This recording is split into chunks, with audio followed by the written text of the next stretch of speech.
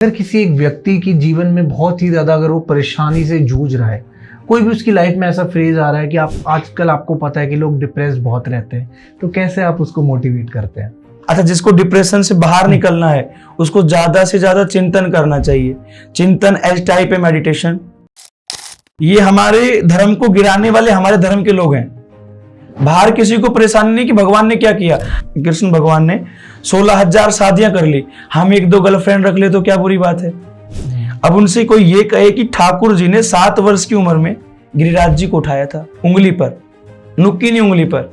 आप कोई पत्थर उठा लो, अगर उठ जाए तो फिर हमारे हिसाब से 1 लाख शादियां करो, कोई परेशानी नहीं है। ठीक है, तो कहीं ना कहीं मेरे को ये चीज बताइए कि लाइफ में अगर एक इंसान सक्सेसफुल भी हो जाता है तो स्पिरिचुअलिटी को साथ साथ कैसे मेंटेन करे वो, और एक चीजें साथ साथ कैसे चल सकती हैं? देखो, कैरियर के साथ अध्यात्म का मतलब होता है कि शरीर को पवित्र रखना है।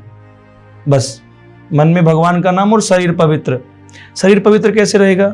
आप नशा नहीं करेंगे, आप किसी पराई स्त्री की ओर नहीं देखेंगे, तो शरीर पवित्र है। कोई इंसान अगर वेज खा रहा है और नॉन वेज खा रहा है तो उन दोनों की पर्सनालिटी में कितना डिफरेंस आएगा? एक साइड में आप वेज वाले को खड़े करो, एक में नॉन वेज को। नॉन वेज वाला शरीर से हेल्दी हो सकता है लेकिन शरीर का तेज कभी भी नहीं मिलेगा।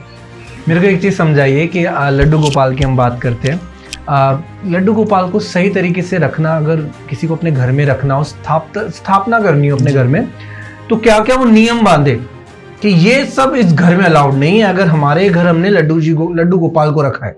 देखो, hello everyone, welcome to our podcast. So देखिए, आज का जो हमारा पॉडकास्ट होने वाला है बहुत ही ज़्यादा धार्मिक होने वाला है, क्योंकि आज हम बात करेंगे भगवान श्री कृष्ण की, आज हम बात करेंगे हमारे देवी देवताओं की, आज हम बात करेंगे एक ऐसे गेस्ट के साथ जो कि कथावाचक है, एक मोटिवेशनल स्पीकर है। और आज आपको इनकी जो बातें हैं, अगर आप इस पॉडकास्ट में बने रहेंगे, डेफिनेटली कुछ ऐसी बातें आज आपको सीखने को मिलेंगी जिससे डेफिनेटली आपकी लाइफ में कुछ ना कुछ पॉजिटिव चेंज आपको देखने को मिलेगा। तो शुरुआत करते हैं जल्दी से, बिना किसी देरी के, इस पॉडकास्ट की। सो मेरे साथ हैं दास मोहित कौशिक जी। एंड हेलो पंडित जी, कैसे हैं आप? पहले तो राधे राधे आपको भी और आपके राधे राधे। सभी को जो भी पॉडकास्ट आपका देख रहे हैं। बहुत सुंदर आप सबका स्नेह है और श्री जी की कृपा है, हम आनंद में हैं। बहुत सुंदर, और जिस हिसाब से जैसे आपकी वेशभूषा भी है उससे भी बहुत एक पॉजिटिविटी फील होती है। जो भी आपको देखेगा, आपसे मिलेगा, डेफिनेटली उसको बहुत एक अच्छा फील होगा अंदर से। तो मैं आपसे यही पूछना चाहूँगा पहले तो कि आप कथावाचक भी हैं, आप मोटिवेशनल स्पीकर हैं। सो अगर किसी एक व्यक्ति की जीवन में बहुत ही ज़्यादा अगर वो परेशानी से जूझ रहा है, कोई भी उसकी लाइफ में ऐसा फेज आ रहा है कि आप आजकल आपको पता है कि लोग डिप्रेस्ड बहुत रहते हैं, तो कैसे आप उसको मोटिवेट करते हैं? देखो जी, कथा, भागवत जी की कथा की शुरुआत यहीं से होती है। अभी आपने प्रश्न किया कि जो व्यक्ति डिप्रेस है, राइट, डिप्रेशन को दूर करने के लिए ही कथा सत्संग का महत्व है जी। क्योंकि हम आजकल के लोग मान लो या हम मान लें, हम आज कर क्या रहे हैं कि चिंता अधिक कर रहे हैं, चिंतन नहीं कर पा रहे।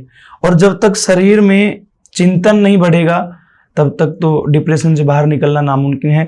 अच्छा, जिसको डिप्रेशन से बाहर निकलना है उसको ज्यादा से ज्यादा चिंतन करना चाहिए। चिंतन एज टाइप है मेडिटेशन। जितना हो सके आपको उसमें नाम जप की प्रबलता से व्यक्ति कितनी भी बड़ी पीड़ा में क्यों ना हो, वो तुरंत बाहर निकल सकता है। क्या बात है। और ये सच है कि आज की डेट में आपको पता है कि नाम जप की अगर हम बात कर रहे हैं तो प्रेमानंद जी महाराज का बहुत नाम आता है जी। तो कहीं ना कहीं कह लीजिए वो भी एक मोटिवेशनल स्पीकर है। सो आपकी क्या विचारधारणा है उनको लेके, उनके प्रति क्या आप सोचते हैं? देखो, अगर आज इस कलयुग में भगवान के साक्षात दर्शन करने हैं तो परम पूज्य प्रेमानंद जी महाराज के आप दर्शन कीजिएगा। साथ है उनका सत्संग। उनके सत्संग ने लाखों युवाओं को, देखो सत्संग का प्रभाव युवाओं पर पड़ना एक बहुत बड़ी बात हो गई है। प्रेमानंद जी के माध्यम से, उनके नाम जप के माध्यम से लाखों युवाओं बदल रहे हैं, नशे से दूर हो गए। बिल्कुल सही। साथ ही साथ आपने देखा जितने करोड़पति अरबपति व्यक्ति थे जो ये कहते थे कि कुछ भी नहीं है, भगवान है ही नहीं, वो भी अब नाम में विश्वास करके उनकी शरणागति प्राप्त कर रहे हैं। और प्रेमानंद जी ने एक पूरे विश्व को नाम जप दे करके, नाम का प्रचार करके और बहुत अद्भुत आप और हम सबके लिए हम कहेंगे कि कोई अगर संत है वाकई में तो पूज्य प्रेमानंद जी से तो नीचे ही रहेंगे, क्योंकि उन्होंने जो साधना का प्रभाव है, उनके मुख का जो तेज है, और शायद श्री जी और उनमें कोई अंतर नजर नहीं आता है। जब हम दर्शन करते हैं, लगभग महीने में 2 से 4 बार दर्शन हो जाता है, तो जब दर्शन करने के लिए हम वो एक अपने अंदर से उत्साह होता है कि चलो दर्शन करने चलते हैं, तो वो उत्साह ही ये बता देता है कि कुछ तो खास है। तो वो श्री जी लाडली जी की कृपा है, और हमको नाम के साथ साथ युवाओं को बदलने की प्रेरणा वो दे रहे हैं। ये मैं बिल्कुल बहुत सहमत हूँ आपकी बात से, क्योंकि मैंने अपने जीवन में, अगर मैं पर्सनल एक्सपीरियंस की बात करूँ, तो पिछले साल तक मेरा ऐसा था कि सावन, पिछले जो साल के जो सावन थे, तो मैं नॉनवेज बहुत खाता था। ये रियलिटी मैं अपने जीवन में चेंज बता रहा हूँ आपको। तो फ्रॉम दैट डे, जब से मैंने उनको सुनना शुरू करा, तो आज की एक वो वक्त है और एक आज का वक्त है, मैं नॉनवेज शायद देखना भी पसंद नहीं करता। देखो, अब आप अपने आप से लगाइएगा जी, जब आप अपने आप को उनके प्रवचन से चेंज कर पा रहे हैं, तो आपके जैसे कितने युवाओं ने अपने आप को बदला होगा। बिल्कुल सही, बिल्कुल सही। देखो, बुराई को, अगर बुराई खत्म करनी है जी, समाज बदलना है, तो हम प्रचार करेंगे तो उससे कुछ नहीं होगा, पहले खुद को बदलना होगा। अब आप अपनी वाणी से कह रहे हैं कि मैंने प्रेमानंद जी को फॉलो करके या उनके सत्संग को फॉलो करके नॉनवेज, अब जब नॉनवेज तक आपने छोड़ दिया, त्याग दिया, तो कितने लोगों ने अपनी बुराइयां त्यागी होंगी। बहुत। किसी ने शराब, किसी ने आपकी तरह नॉनवेज, किसी ने अन्य अनेकों बुराई हैं, जैसा भी जो नशा तो मैं नहीं, आज की युवा पीढ़ी 16 से लेकर 22-25 वर्ष के जो बच्चे, हमारी उम्र के जो बच्चे हैं, वो सबसे ज्यादा नशे की ओर अग्रसर हो रहे हैं। और यदि बालक नशे में जाएगा तो ये समझ लो आगे संस्कृति को खतरा है कि नहीं। ये चीज बहुत बहुत सही है। और इनके, और आप में अगर बदलाव आया है तो आप अपने से लेकर चलो, ज्यादा नहीं। भाई मान लीजिए उनका सत्संग 1 लाख लोग सुन रहे हैं जी, तो अगर उनमें से 50 भी, 1 लाख में से 50 भी फॉलो कर रहे हैं, तो देश बदल रहा है, देश सुधर रहा है। और इस बात के लिए धन्यवाद देना चाहेंगे हम श्री जी को कि उन्होंने एक ऐसे संत को हमारे बीच में प्रकट किया है, और बीच में क्या, बिल्कुल बगल में ही प्रकट किया है, वरना वृंदावन तो भारत के कई क्षेत्रों से बहुत दूर भी लगता है। तो दर्शन भी और सत्संग भी बहुत अनिवार्य है। जीवन यदि बदलना है, डिप्रेशन से निकलने का मार्ग नाम जप तो है ही जी, लेकिन डिप्रेशन ना आने का कारण ये भी है कि आप सत्संग सुनेंगे। जितना आप सत्संग सुनेंगे तो डिप्रेशन तो होगा ही नहीं आपको। बिल्कुल सही। और मैं आपसे एक चीज पूछना चाहूंगा, कभी आपको सौभाग्य मिले उनसे मिलने का, कभी उनसे, उनके वहां, क्योंकि अभी हम बात करेंगे वृंदावन के बारे में भी, तो कभी ऐसा कोई मोमेंट आया आपकी लाइफ में खुद भी? देखो जी, श्री जी की कृपा से 100 से अधिक बार दर्शन मैं कर चुका हूँ महाराज जी के। ओके। और प्लस में एक बार अवसर मिला, क्योंकि मेरी प्रतिवर्ष वृंदावन कथा होती है। जी जी। तो कथा में, ये तो शायद गॉड गिफ्ट मैं समझता हूँ, तो मेरे दोस्त के माध्यम से मुझे टोकन अपने आप मिला। ठीक है। तो सत्संग में भी बैठना हुआ, 15-20 मिनट उनके समकक्ष बैठ करके उनकी वाणी को सुनना हुआ, एकांतिक वार्तालाप में। तो ये मेरे लिए एक सौभाग्य से भी बड़ा सौभाग्य मैं समझूंगा कि एक संत, और संत नहीं, भगवान के सामने बैठकर उनकी वाणी को सुनना। और वहां सुनना ही नहीं, उन्होंने सत्संग में एक बात बताई जी, जो मैंने जीवन में उतार ली। और आज 6 महीने से अधिक समय हो गया उनको सत्संग में जाए, तो उसी बात को मैं प्रत्येक कथा में लेकर चलता हूं। उनकी वाणी से मेरे को यह सुनने को मिला कि कोई भी गुरु या इष्ट की निंदा करता है, फिर वो चाहे पिता ही क्यों ना, उसको त्याग देना चाहिए। उन्होंने बताया कि प्रहलाद जी अपने पिताजी हिरण्याकश्यप दैत्यों के राजा थे। जी बिल्कुल सही। उनसे ये कहते थे, पिताश्री बोलते थे, पिताजी बोलते थे।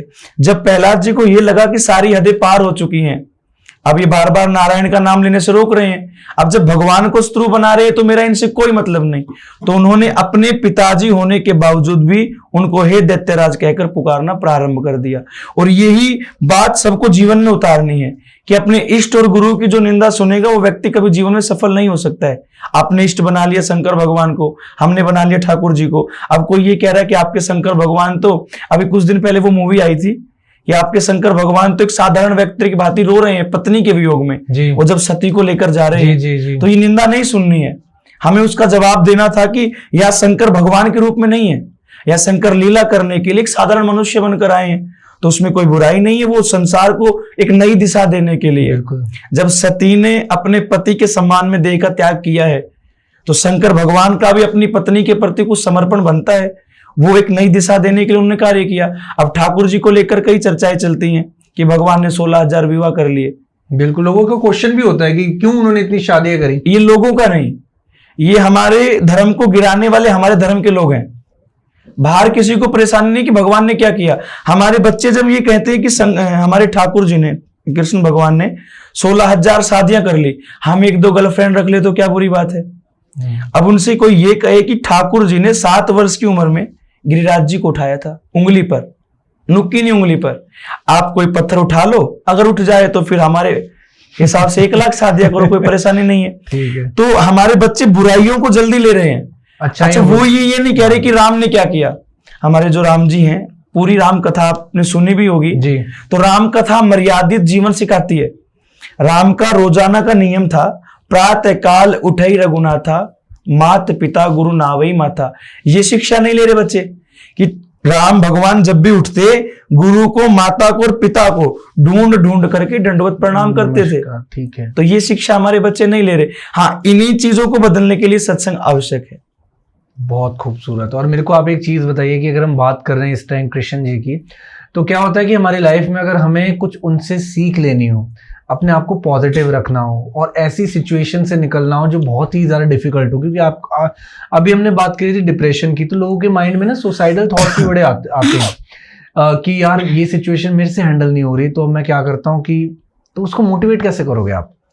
मोटिवेशन चाहिए यहाँ पर। जी, बहुत सुंदर। भगवान की कुछ एक लीलाएं ऐसी हुई हैं जिनमें भगवान ने अपने आप को संभाला है। देखो ठाकुर जी, यानी हम देखो भाव है हमारा, कुछ भी कह सकते हैं, हमारा उनके प्रति प्रेम अलग ही है, लगाव है। तो जो हमारे ठाकुर जी हैं, लाल जी हैं, कृष्ण भगवान, उनका जन्म से लेकर के और जब तक वो परम धाम गए, 125 वर्ष यहाँ रहे जी, तब तक जीवन में कभी सुख देखने को नहीं मिला। आज जन्म हो गया तो तुरंत दूसरे गांव छोड़कर आए हैं, वहां दैत्य पे दैत्य राक्षस आ रहे हैं, उनको ठीक है मारने की कोशिश। फिर वो गोकुल को छोड़ के नंदगांव आए हैं। अब नंदगांव से वृंदावन में गौचारण लीला प्रारंभ की तो वहां भी अनेकों असुरों को मारा। उसके उपरांत जब भगवान की थोड़े से बड़े हुए हैं, 7 से 8 वर्ष, तो गिरिराज जी को धारण करना पड़ा ब्रजवासियों की रक्षा के लिए। फिर रास रचाया भगवान ने, फिर वृंदावन को छोड़कर गए। देखो सबसे बड़ी परिस्थिति कृष्ण भगवान की ये थी, जिस समय वो वृंदावन को छोड़कर जा रहे थे ना, उस समय उनके हृदय में जो पीड़ा थी, क्योंकि वृंदावन से मथुरा की दूरी 8 किलोमीटर है जी। तो जिन गोपियों को वृंदावन में छोड़ दिया, माँ यशोदा, नंद बाबा सबको छोड़कर गए, तो गोपियां चाहती तो जा सकती थी ना, 8 किलोमीटर दूर नहीं था। जब वो 84 कोस की परिक्रमा हमारी वृंदावन की बनी है, क्योंकि भगवान ने लीलाएं की हैं, तो 8 किलोमीटर तो कुछ भी नहीं था। लेकिन वृंदावन प्रेम की नगरी है, वृंदावन से बाहर जाने के बाद वो प्रेम वाला भाव आएगा ही नहीं। जिस समय भगवान वृंदावन छोड़ के गए, उनके अंदर पीड़ा थी। फिर कंस को मारा, कंस को मारने के बाद फिर जरासंध ने आक्रमण किया, पढ़ाई अपनी पूरी की, शस्त्र शास्त्र की विद्या उज्जैन से ली। फिर वो आक्रमण होने पर मथुरा छोड़ना पड़ा, द्वारिका गए। द्वारिका जाकर अनेकों अनेक विवाह किए, प्रत्येक नारी के सम्मान में विवाह किए, उसकी चर्चा बाद में करेंगे जी। उसके उपरांत भगवान को जब ये लगा कि अब गृहस्थ आश्रम प्रारंभ कर देना चाहिए, तो महाभारत का युद्ध हो गया। देखते देखते भगवान ने सबकी रक्षा के लिए युद्ध को संभाला। बिल्कुल। अब युद्ध से भी नहीं संभव हुआ, अब भगवान ने सोचा लो युद्ध हो गया, विजयी हो गए, अब मैं आराम करता हूं, तो बहेली ने आकर बाण चला दिया और भगवान को जाना पड़ा। उस पूरे 125 वर्ष की जो भगवान की जिंदगी रहा, जीवन रहा, उसमें एक शिक्षा देकर गए हैं। आपने ठाकुर जी के कितने दर्शन किए हैं? आप ये बताइए, आपने कितने मंदिरों में भगवान के दर्शन किए हैं? नहीं गिने होंगे मैंने। कोई ठाकुर जी देखे आपने कभी? विग्रह में, फोटो में, पिक्चर में? बिल्कुल देखिए ना, बिल्कुल। उनमें सब में एक समानता आपको नजर आएगी। आप 1000 मंदिरों में जाना, राधा कृष्ण का मंदिर देखना, ठीक है, उनसे एक ही शिक्षा मिलेगी। परिस्थिति चाहे कैसी भी हो, व्यक्ति को सदैव खुश रहना चाहिए। बहुत सही, ठीक है। कोई विग्रह आपने ऐसा देखा जिसमें भगवान ने माथे पे हाथ रख रहा और आज तो बहुत टेंशन है? नहीं। हर परिस्थिति में, युद्ध हुआ तो खुश थे, गीता का ज्ञान देकर गए हैं। हर परिस्थिति में भगवान खुश रहे। यही शिक्षा बच्चों को कृष्ण से लेनी चाहिए कि जब श्री कृष्ण ने इतने युद्ध आदि कराकर, इतने कष्टों को सहकर भी जीवन में प्रत्येक परिस्थिति में खुश रहे, तो हम और आप क्या हैं? कोई आज तो सांसारिक दुख कुछ रहे नहीं भाई। क्या है? हर चीज की व्यवस्था है, पैसा अपने पास है, घर अपने पास है, माता पिता अपने पास है, पत्नी अपने पास है, तो फिर पीड़ा किस चीज की, कष्ट की? ये डिप्रेशन जिसको बोल रहे हैं, वो डिप्रेशन ओरिजिनल है ही नहीं। अब डिप्रेशन किसको आज के युवा बोल रहे हैं, वो उनकी समझ है जी। अब उन सबके लिए यही सबसे बड़ी बात है कि भगवान श्री कृष्ण से एक ही शिक्षा लेनी चाहिए कि परिस्थिति कैसी भी हो, व्यक्ति को सदैव प्रश्न रहना चाहिए। जी समझ गया, बहुत ही खूबसूरत जवाब दिया आपने। तो मैं आपसे एक चीज पूछना चाहूंगा कि क्या होता है कि गुरु बिना ज्ञान अधूरा है, ये तो सबको ही पता है जी। अगर किसी को अपनी स्पिरिचुअल जर्नी करनी है, अपनी सक्सेसफुल बनानी है स्पिरिचुअल जर्नी, तो गुरु के बिना स्पिरिचुअल जर्नी पूरी हो सकती है कि नहीं हो सकती जी। अब एक इंसान बहुत ज्यादा नाम जप कर रहा है, उसको हर चीज का उसने ज्ञान ले लिया, लेकिन कहीं ना कुछ मिसिंग है। देखो, नाम जप आप कर सकते हैं जी, दान आप कर सकते हैं, तप आप कर सकते हैं, लेकिन अगर शास्त्र के आप मान रहे ना, जब तक दीक्षा नहीं मिलेगी तब तक आपका जन्म होगा ही नहीं। मान लो आपने आज 60 साल की उम्र में दीक्षा ली है, आपकी उम्र होगी 62 वर्ष, तो शास्त्र आपको सिर्फ 2 साल का मानेगा, आपकी 60 साल बेकार गई। और देखो, जब आप रामचरितमानस में गोस्वामी तुलसीदास जी लिख कर गए हैं कि गुरु बिना भवनिधि तरई ना कोई, जो विरंच शंकर सम हुई। अगर शंकर भगवान भी मनुष्य रूप में यहाँ आए तो उनको गुरु बनाना पड़ेगा। गुरु क्या है मैं आपको बताता हूं। देखो, आप पढ़ना जानते हैं जी, लिखना जानते हैं, किताब आप पढ़ सकते हैं जी, भागवत जी आप पढ़ सकते हैं, शिव पुराण आप पढ़ सकते हैं, जी। पढ़ोगे तो भ्रमित होगे। कभी पढ़ के देखा आपने? नहीं। कोशिश मैं करूंगा बताता हूँ, जरूर। मैं आपको बताता हूँ। आपने अभी भागवत जी खोली, जी, तो भागवत जी में आपको बताया जा रहा है कि नारायण से ही शंकर भगवान उत्पन्न हुए। हाँ जी, ये तो मैंने स्टोरी सुन में भी लिया? सुना है, बिल्कुल सुना है। अब आप शिव पुराण पढ़ रहे हैं तो उसमें दिखा रहे हैं कि शिव जी से नारायण प्रकट हुए। हाँ जी, ठीक है। हो गए आप भ्रमित? दोनों जगह अलग अलग एक ओर से तो नारायण से शिव और एक ओर से शिव से नारायण। अब जितना आप शास्त्रों का अध्ययन करेंगे ना, उतना आप भ्रमित होंगे और जितनी गहराई में जाएंगे। गुरु क्या है मैं आपको बताता हूं। गुरु देता है सार। जैसे स्टोरी हम बचपन में जब पढ़ते थे तो एक मोरल आता था लास्ट में, वो मोरल गुरु देते हैं। आपने भक्ति का मार्ग चुन लिया, आपने जल अर्पण करना प्रारंभ कर दिया शिव जी का, आपने व्रत प्रारंभ कर दिए, लेकिन जल कैसे अर्पण करना है वो गुरु बताएगा। कथा आप पढ़ रहे हैं, सुन रहे हैं, बहुत अच्छी बात है। नाम जप आप कर रहे हैं, लेकिन वो नाम जप आपका कब लगेगा? जब आपने दीक्षा ले ली है। बिना गुरु के आध्यात्मिक लाइफ शुरू करना, अध्यात्म जीवन एक इतना महत्वपूर्ण जीवन है कि उसके बिना संभव है नहीं जीना। अध्यात्म में जो जुड़ जाता है ना, उसका जीवन बदल जाता है। अध्यात्म लाइफ शुरू करने से पहले आपको गुरु चुनना ही पड़ेगा।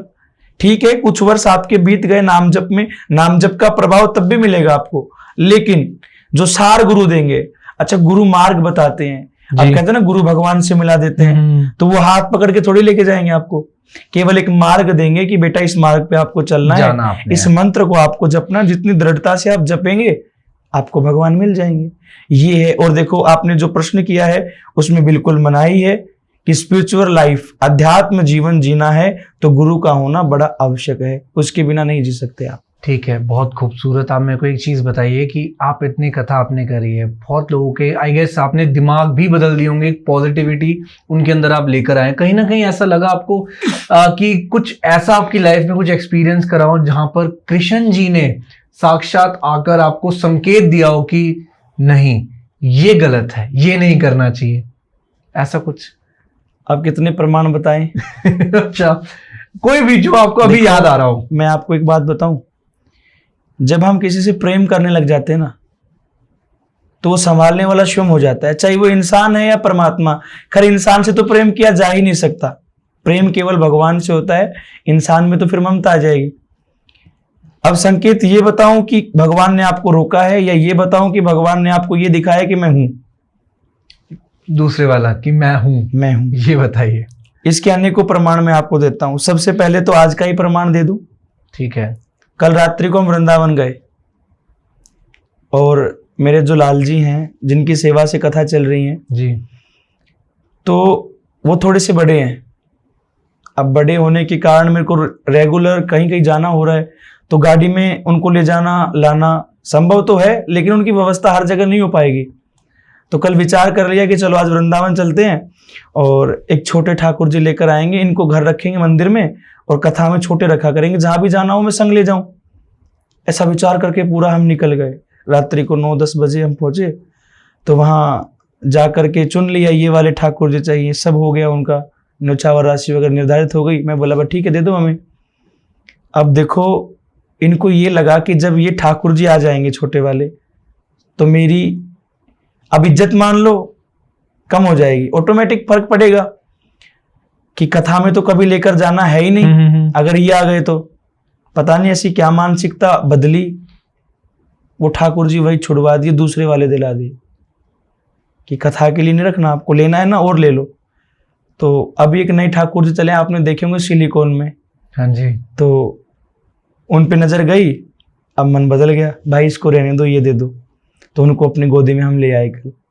तो ये पहला प्रमाण है कि मैं भगवान से दूर नहीं हो सकता। भगवान कह रहे कि जब मैं हूं तो किसी और के स्थान नहीं लेना है। दूसरा प्रमाण मैं आपको देता हूं, वृंदावन में कथा होती है हर साल। तो पहली कथा मेरी चल रही वृंदावन में 6 से 12 जनवरी थी, 10 तारीख को 5वां दिन कथा जी।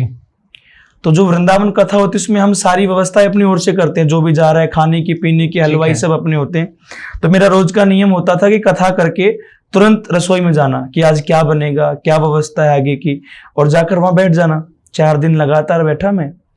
आज 5वां दिन है, मैं कथा से उतरा तो हमारे संग साथ के, मैं बोला चलो आज वृंदावन में बाहर चाय पीने चलेंगे, इस बहाने थोड़ा घूम भी आएंगे। तो वहां चाय भी एक प्रसिद्ध है, वहां हम चले गए। उस दिन मैं रसोई में नहीं गया। अब मैं चाय पीने निकल गया, आया आधे 1 घंटे में तो पता चला कि पीछे से सिलेंडर फट गया। रसोई में सिलेंडर जो था वो फट चुका है। अब भगवान को ये पता था कि ये उतरेगा, रसोई में आएगा और वहीं बैठेगा। तो उस दिन ठाकुर जी ने मन बदल के कह दिया कि आज जाओ चाय पीने, बाहर चाय पीने जाओ। और पूरे पंडाल में किसी को इतना सा नुकसान नहीं हुआ। अग्नि सारी लगी, कोई गुब्बारा तक भी ब्लास्ट नहीं हुआ, पूरा गुब्बारा सज रखा था, किसी को इतना नुकसान नहीं हुआ। तो दूसरा प्रमाण ये है कि मेरे रक्षा के लिए भगवान ने मेरे को अलग भेज दिया कि यहाँ मत आओ, यहाँ मत आओ, खतरा है। तीसरा प्रमाण मैं आपको फिर देता हूं, मेरे लाल जी का उत्सव चलता है 8 दिन का, 26 मार्च से 2 अप्रैल मेरे घर पे चलता है, ठाकुर जी के मंदिर में चलता है।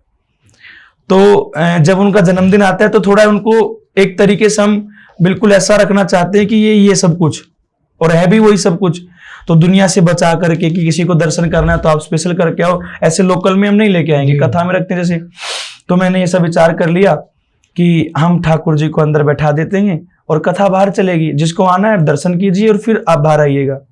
तो 3 दिन की कथा हो गई। अब उनके जो जन्मोत्सव पर एक दो आयोजन चलते, रात्रि में भी हरियाणवी प्रोग्राम भी थे, ब्रजवासियों के भी थे। तो हरियाणवी एक प्रोग्राम हुआ, उस रात्रि को मैं ठाकुर जी को बाहर नहीं लेके आया और दूसरा विग्रह उनको बाहर ले आया। अगले दिन प्रातः कथा का समय हुआ तो उससे पूर्व में स्नान आदि होता है। तो हुआ ये कि सब मंदिर की जितनी भी हमारी जो मंदिर की चाबियां हैं जी, वो सब गायब हो गई सुबह। अब ना तो उनकी अलमारी की, ना रूम की, ना मंदिर की, ना बाहर के गेस्ट रूम की, जो भी बना रखे हैं। तो अब चिंता ये सब जगह ढूंढ रहे हैं हम, क्योंकि अब अलमारी की चाबी नहीं मिलेगी तो श्रृंगार कैसे होगा। उनके सब वस्त्र उसमें रखे हैं। अब जैसे तैसे 1 घंटा बीत गया लेकिन वो नहीं मिली। अब मैंने कहा ठीक है, घर रखे हैं कुछ वस्त्र, आप ऐसा करो घर वाले ले आओ, देख लेंगे, अभी कथा का समय हो रहा है। तो अब जो गर्भगृह होता है उसमें हमारे ठाकुर जी को उठाया और युगल जोड़ी को उठाया, पूरा साफ कर दिया, चाबियां नहीं मिली। तो मैं ठीक है, जो होगा देखा जाएगा। फिर मेरे जो लाल जी हैं उनको मैं लेके आया, स्नान कराया, श्रृंगार किया, बैठा दिया। मेरे को एहसास ये हुआ कि इसका जरूर कुछ किया धरा है क्योंकि अब ये या तो नाराज है कि बाहर नहीं लेके जा रहे, हर कथा में बाहर रहते हैं। मैंने कह दिया सुनो, आज मैं आपको बाहर लेके चलूंगा, चलो आपका मन है तो आज लाल जी कथा में चलेंगे।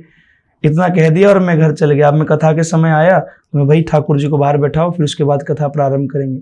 मैंने ठाकुर जी को उठाया, अच्छा उनमें वजन भी है, 15 किलो के गोपाल जी मेरे। ओके। तो मैंने उनको उठा करके, मैं बोल चलो आप कथा में। अब उठाकर जैसे ही मैं लेके चलने लगा तो 3 चाबियों के गुच्छे उन्हीं की पोशाक से नीचे गिर गए। इससे बड़ा प्रमाण मेरे जीवन में शायद ये है नहीं कि भगवान भी हैं, क्योंकि जब जिस ठाकुर जी का स्नान हमने कर दिया, पोशाक बदल दी, पूरा मंदिर साफ हो चुका है, सब हर जगह ढूंढ लिया गया है, नहीं मिला।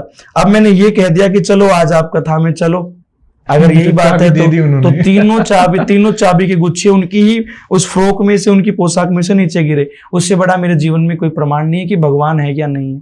मेरे को पग पग पे संभाला है, हर जगह संभाला है, बड़ी से बड़ी मुसीबत में मेरे संग खड़े रहते हैं, किसी भी चीज की आवश्यकता हो अपने आप व्यवस्था करते हैं। कोई टेंशन है ही नहीं, बस मन में ये भाव रहता सुबह ये काम है ठाकुर जी कैसे होगा, फिर आगे हम नहीं सोचते कैसे होगा, वो जाने उसका काम जाने।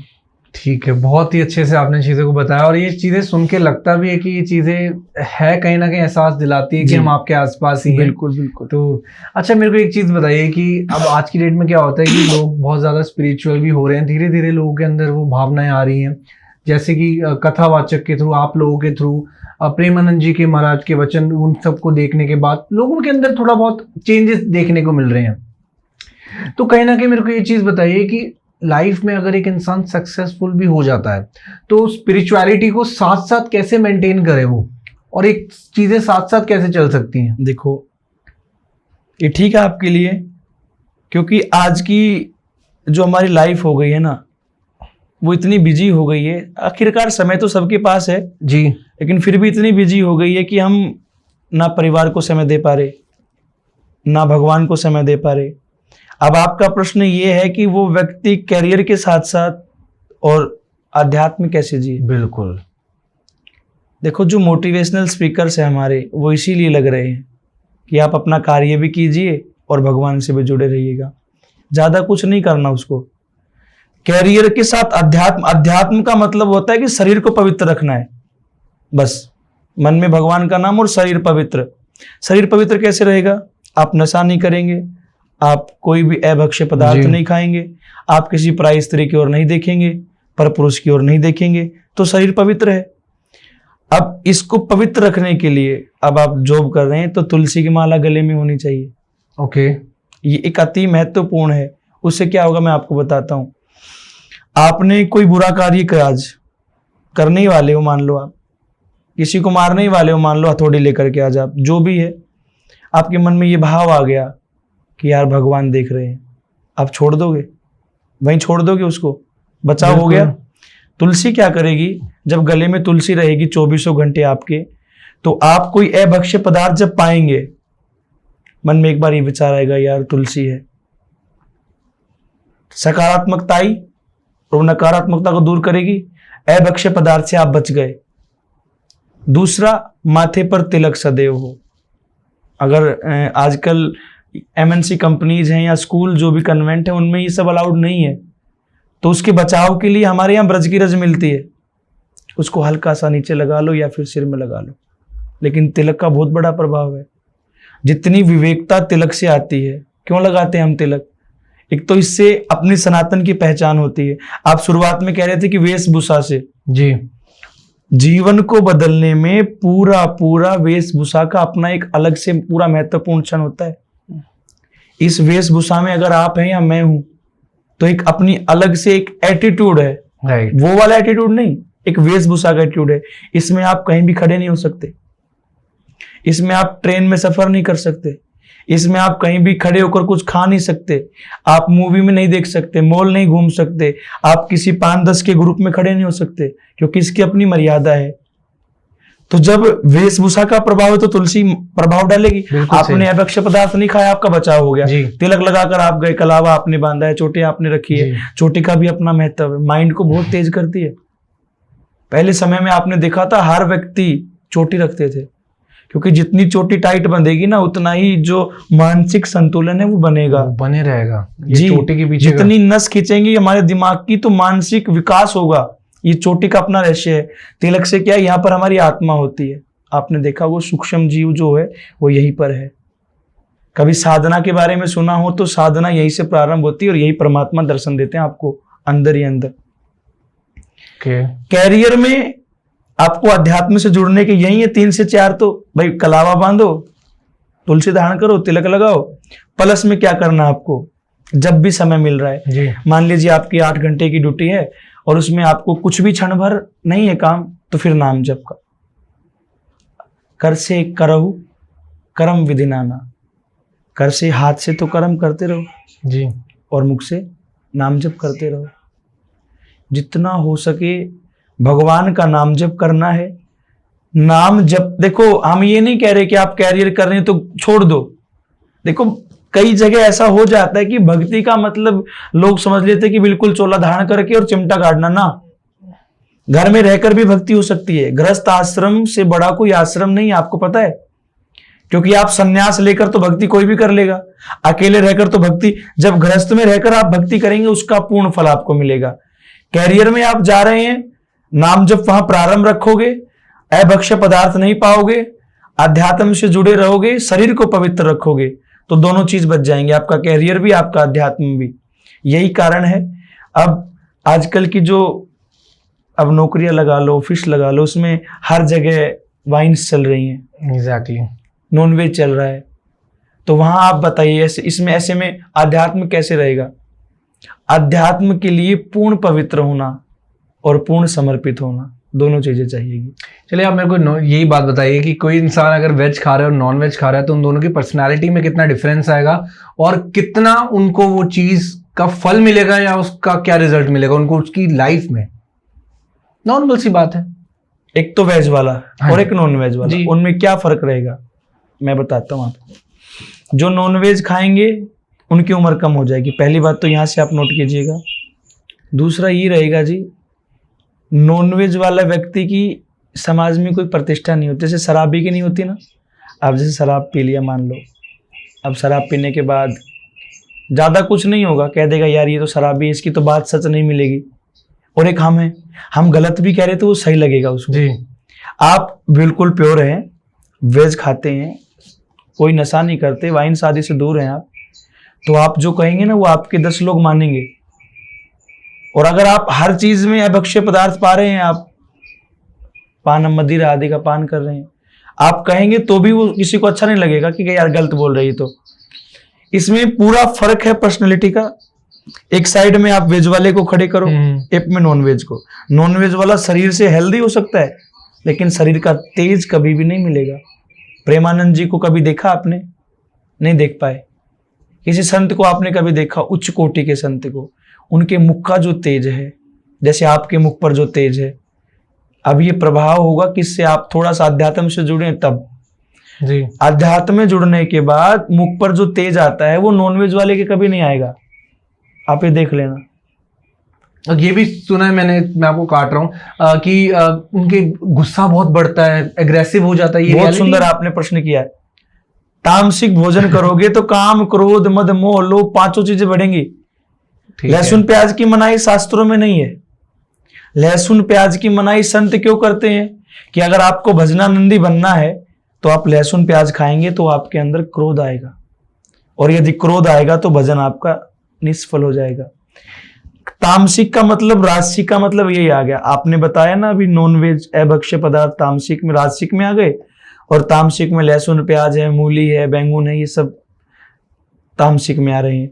ये जितना हम खाएंगे उतना ही काम भी बढ़ेगा, क्रोध भी बढ़ेगा, मोह भी बढ़ेगा, लोभ भी बढ़ेगा, और मद यानी अभिमान भी बढ़ेगा। और जिस व्यक्ति के अंदर ये 5 बुराइयां हैं वो कुछ भी कर ले, परमात्मा को कभी भी नहीं पा सकता, वो कभी भी नहीं पा सकता है। ये नॉनवेज का ही प्रभाव है। आपने देखा होगा या आप भी पहले तो उसमें ये वाकई में क्रोध तो बढ़ाता है।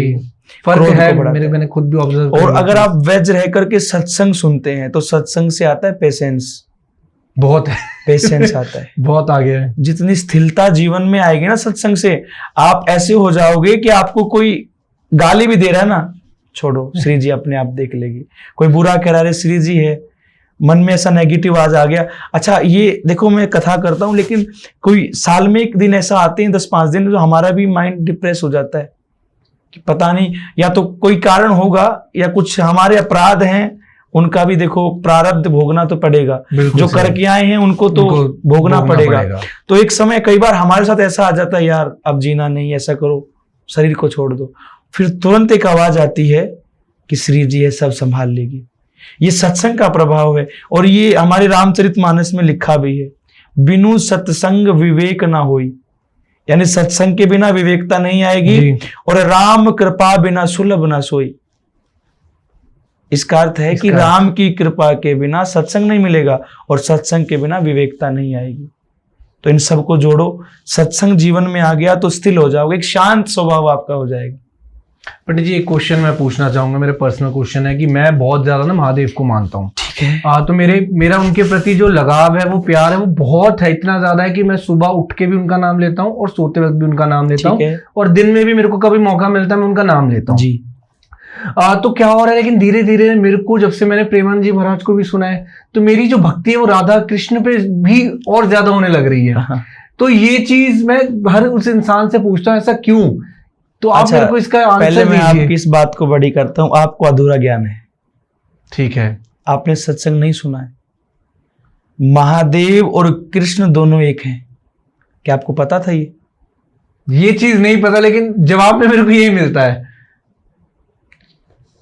कृष्ण और राधा अलग नहीं है जी। आप कह रहे हो ना कि मेरी जो भावना है वो श्री जी के प्रति जा रही है। हाँ।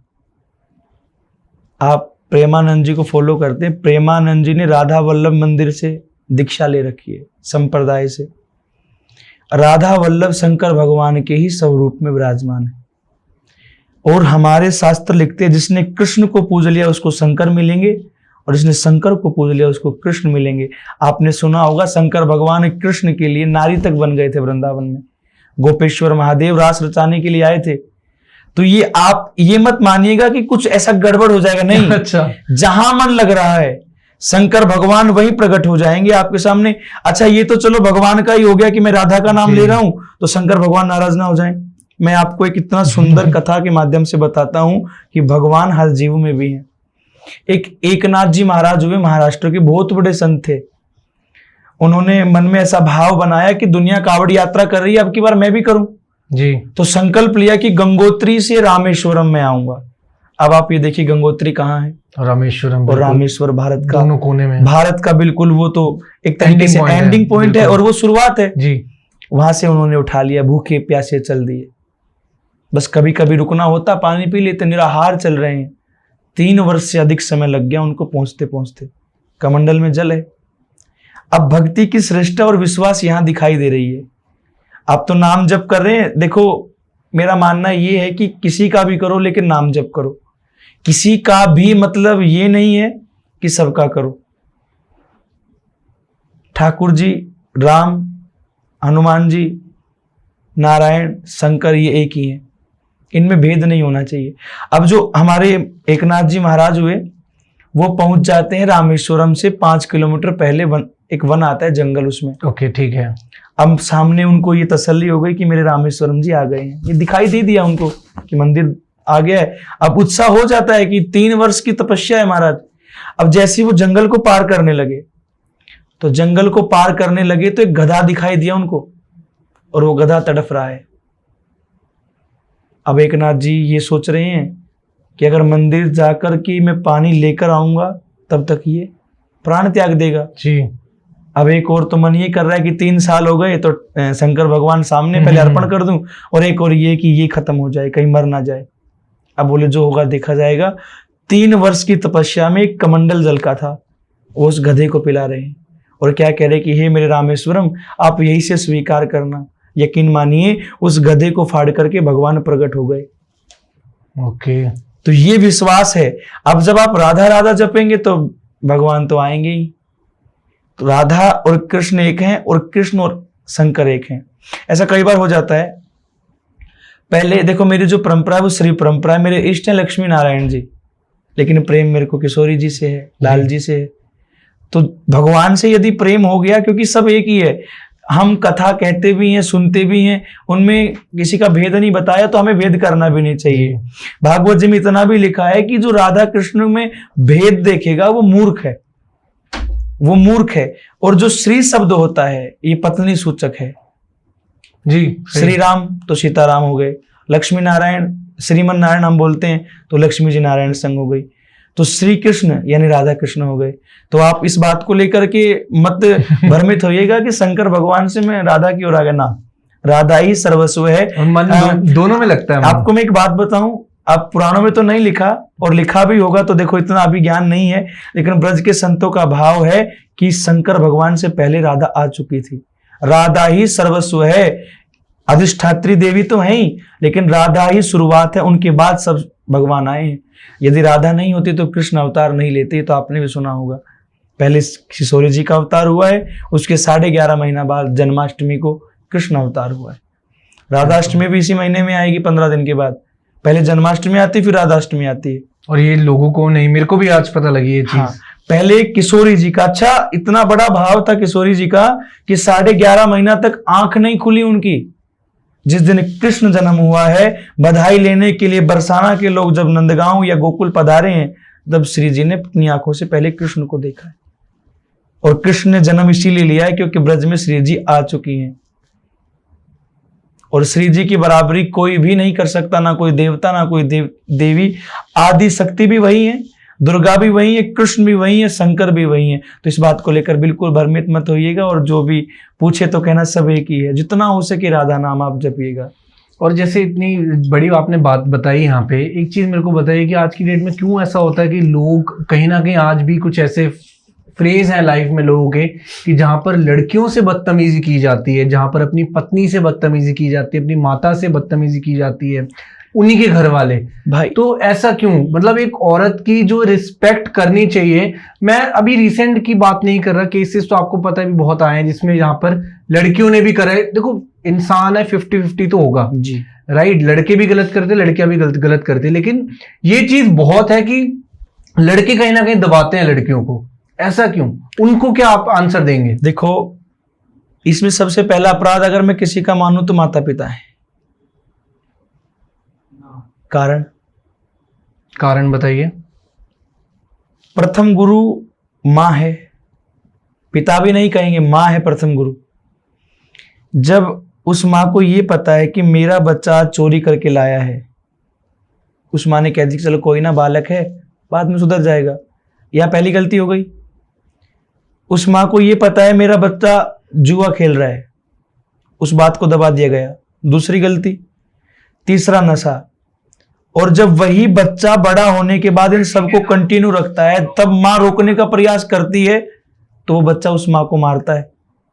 और पत्नी पर भी हाथ उठाया जाता है। पत्नी पे तो उठाएगा ना, जब संस्कारों की कमी बचपन से है तो उसको ये ज्ञान ही नहीं है कि मेरी पत्नी है, ये ज्ञान नहीं कि मेरी बहन है, मैं ज्ञान नहीं है कि मेरी माँ है। अब जिसको धर्म का ज्ञान ही नहीं है, जो संस्कारहीन है, उसके सामने चाहे कोई भी आ जाए। जिसने शुरुआत से संस्कार के पद चिन्हों पर नहीं चले हैं, अब जो नशा कर रहा है, जो जुआ खेल रहा है, उसको सब कुछ उसी में लिखेगा। ना पत्नी से प्रेम, ना माँ से प्रेम, ना पुत्र से, ना पत्नी से, ना पिता से, किसी से प्रेम नहीं होगा। उसको चाहिए धन। अब जब धन का अभाव होगा तो घर आकर कलेश करेगा। और ये केसेस वहां होते हैं जहां वो व्यक्ति या तो नशे से जुड़ा है या जुए से जुड़ा है।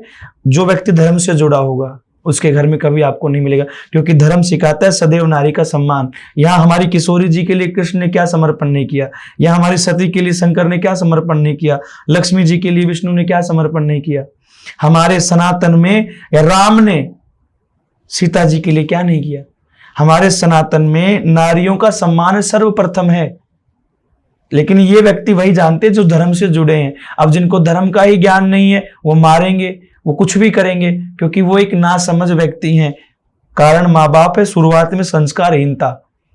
यदि देखो एक छोटा वृक्ष होता है, आप घर पर लगा रहे हैं उसको, छोटे वृक्ष को जिधर मोड़ोगे वो मुड़ जाएगा, क्या बड़ा होने के बाद मोड़ सकते हैं आप? नहीं, कट जाएगा, वो हिलेगा भी नहीं। वही स्थिति बच्चों की है।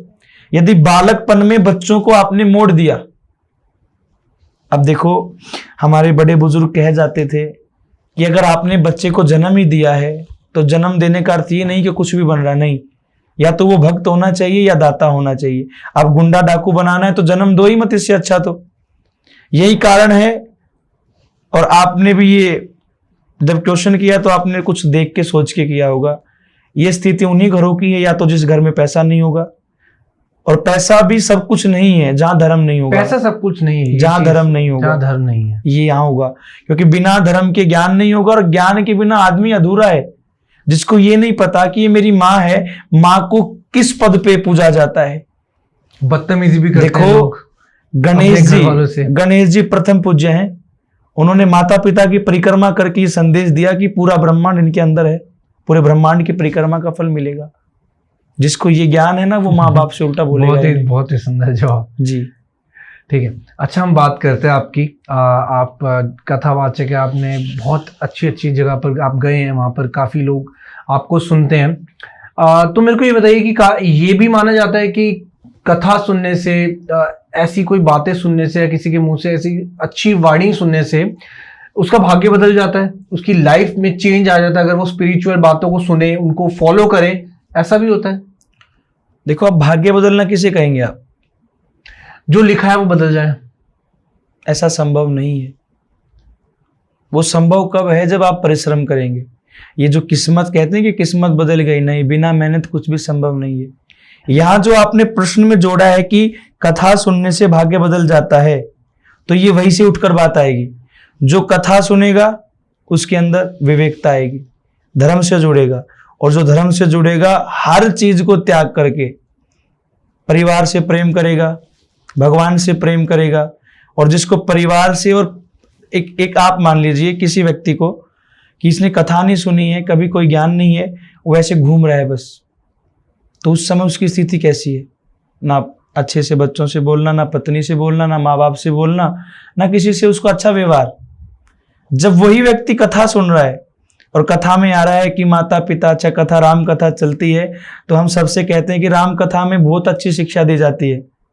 पत्नी को पति के संग कैसे रहना है, भाई का भाई के प्रति क्या फर्ज है। अब देखो, भरत जी ने राम के लिए पूरा अयोध्या छोड़ दिया, और एक आज का भाई 2 गज भूमि के लिए जान से मार देता है भाई को। जब जो सत्संग सुनेगा वो प्रेम करेगा, और जो व्यक्ति कभी घर जाता ही नहीं था वो प्रेम कर रहा है बच्चों से, माँ बाप से, तो वो भाग्य बदला कि नहीं? बिल्कुल, उस परिवार का बदल गया कि उसके बालक सुधर गए। मैं अपनी कथा के माध्यम से आपको बताता हूँ, ज्यादा तो नहीं, 42 कथा हुई है। 42 कथा में 100 से अधिक लोगों की दारू मैंने छुड़वा दी। अब आप ये बताइए, जिनकी दारू छूट गई तो पैसा बचेगा घर में, कलेश बंद हो गया, अब इससे ज्यादा भाग्य क्या बदल सकता है? कथा जीवन बदल देती है, भाग्य नहीं, पूरी जिंदगी को बदलने वाली कथा है। अब आप कथा को छोड़ो, वाल्मीकि जी क्या है? एक नाम ने बदल दिया, मरा मरा मरा बोलता राम राम निकला, और आज वो महर्षि बन गए वाल्मीकि जी। तो कथा में और भगवत नाम में इतनी सामर्थ्य है कि वो नाली के कीड़े को भी भक्त बना सकती है, यदि कोई सच्चे मन से सुने तो। अब हम बात कर रहे हैं भाग्य की। मेरे को एक चीज बताइए कि कहते हैं कि जो हमारे हिस्से में लिखा है वो हमें देव देते हैं, जो जी भगवान हो गए, ठीक है, लेकिन जो हमारे भाग्य में भी नहीं है वो हमें महादेव देते हैं अगर हम उनकी पूजा करें। इन बातों में कितनी सच्चाई है? ये 100% सच है। परिश्रम भी करना होगा, लेकिन जहां तक अभी आपने बताया कि महादेव या देव, देखो देव महादेव की चर्चा एक ही है। जितना आप भगवान के प्रति समर्पित होंगे वो आपका रक्षा करेंगे। कैसे? एक गुरु के 2 शिष्य हैं, एक गुरु भक्त है और एक, मान लो आप, अब क्या ही कहूं मैं आपको, वो नशा भी कर रहा है, वैश्यावृत्ति भी कर रहा है और भक्ति नहीं कर रहा है। दोनों भाई हैं। आज जो नशा कर रहा है उसको सोना मिल गया। क्या मिल गया? सोना मिल गया। और जो भक्ति कर रहा है उसको कील लग गई पैर में। अब जो गुरु का शिष्य है उसने जाके गुरु से ये प्रश्न किया, गुरु जी मैं इतनी भक्ति करता हूं भगवान की, तो मेरे आज यहाँ कील लग गई पैर में, और वो नास्तिक होते ही उसको सोना मिल गया। तो गुरुदेव ने इतनी सुंदर जवाब दिया, इससे आप समझ जाएंगे। आपके प्रश्न का जवाब मैं देता हूं कि भगवान क्या दे सकते हैं। गुरुदेव ने कहा कि वो नास्तिक है, वो आज राजा बनना था और वो भगवत भक्ति से दूर है, इसलिए उसको थोड़ा सा सोना दे करके खुश कर दिया गया है। आप भक्ति कर रहे हैं, आप परिश्रम कर रहे हैं, आज आपकी मौत होनी थी, भगवान ने कील लगा करके मौत को टाल दिया है। अब आप इस बात से समझ गए कि देव महादेव क्या दे रहे हैं। कुछ परसेंट हमारा होता है, कुछ परसेंट भगवान का होता है। चला कौन रहा है? परमात्मा। बुलवा कौन रहा है? परमात्मा। करना हमें पड़ेगा। ये शरीर में शक्ति तो दे रहे हैं, सोचने की, समझने की, खाने की, पीने की, चलने की, पहनने की। अब बिजली बोर्ड से लाइट आपके घर आ रही है, बिजली बोर्ड का कार्य क्या है कि सिर्फ लाइट देगा आपको। अब चलाना आपको क्या? लाइट से एसी चलाओगे, लाइट से बल्ब जलाओगे। ऐसे ही भगवान ने सिर्फ शक्ति दी है हमें, सामर्थ्य, एक एनर्जी, पावर हमें दी है। अब उससे बुरे कर्म करने हैं या अच्छे करने, ये हमारी मानसिक स्थिति बताएगी। क्योंकि इंसान भगवान बनाते हैं और इंसान को सबको सेम बनाते हैं। अब कौन इंसान किस मार्ग पे जा रहा है वो भगवान निर्धारित नहीं करेंगे। बिल्कुल सही। सबके अंदर परमात्मा है, लेकिन वो निर्धारित नहीं देखिए करें। मेरे को कहीं ना कहीं लगता है कि अगर हम भगवान से कुछ मांगते हैं चीज, हम बहुत ही ज्यादा प्रे कर रहे हैं कि यार भगवान दिला दो, मैं ये कर दूंगा, मैं वो कर दूंगा, और हम दिन रात भगवान से एक चीज मांग रहे हैं, भगवान भी एट दी एंड तंग होकर हमें दे देते हैं। लेकिन कहीं ना कहीं जब वो चीज हमें मिल जाती है तो वो चीज हम संभाल नहीं पाते, क्योंकि शायद भगवान ने पहले ये डिसाइड करा था कि ये चीज हमारे लिए नहीं बनी। बहुत सुंदर। अगर आप बार बार किसी चीज को मांग रहे हो और वो नहीं मिल रही है तो उसमें भी बहुत बड़ा राज है, क्योंकि समय से पहले भगवान किसी को कुछ नहीं देते। उसको ये मालूम है कि इसको किस समय किस चीज की आवश्यकता है। आपकी आवश्यकताओं की पूर्ति समय अनुसार वो करेंगे। और यदि आपने ज्यादा ही जिद कर ली, जी शंकर भगवान की आराधना, देखो सबसे सरल देवता शंकर भगवान है, देने में भी और लेने में भी। बिल्कुल ठीक है, आपने आराधना कर दी कि हे प्रभु जो भी प्रसाद होगा वो मैं चढ़ाऊंगा, ये मुझे वस्तु मिल जाए। अब वो समय के अनुसार आपके लिए अनुकूल नहीं है, और भगवान देखो भक्तों के अधीन है, उनको बंध जाते हैं, वो आपकी भक्ति से उन्होंने दे दी तो आप नहीं संभाल पाओगे। यदि बिना मांगे वो चीज मिल रही है तो वो आराम से संभलेगी, क्योंकि भगवान ने ये देखा कि आपको इस समय इस चीज की आवश्यकता है। अब जैसे मेरी कथा 42 है, एक दिन में नहीं हो सकती, दर पीढ़ी दर। अब धीरे धीरे, अभी कुछ दिन पहले London book of world record में नाम दर्ज हुआ है। ओके। वो परमात्मा के हिसाब से हुआ है। अगर हम चाहते पहली कथा में हो जाए तो क्या संभव था? नहीं। समय के अनुसार मिली हुई चीज ही व्यक्ति को हर तरीके से जीना सिखाएगी।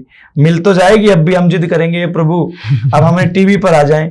अब टीवी पर तो प्रभु ला देंगे, लेकिन कहीं वो गलती पकड़ी गई तो फिर मीडिया में भी आना होगा। बिल्कुल सही, बहुत सही उत्तर दिया आपने, बहुत सही। जब तक अनुभव नहीं होता किसी चीज का तो मांगना बेकार है। अब गाड़ी चलानी नहीं आ रही है, पिताजी ने दिला तो दी, फिर ठोक देगा कहीं इधर उधर।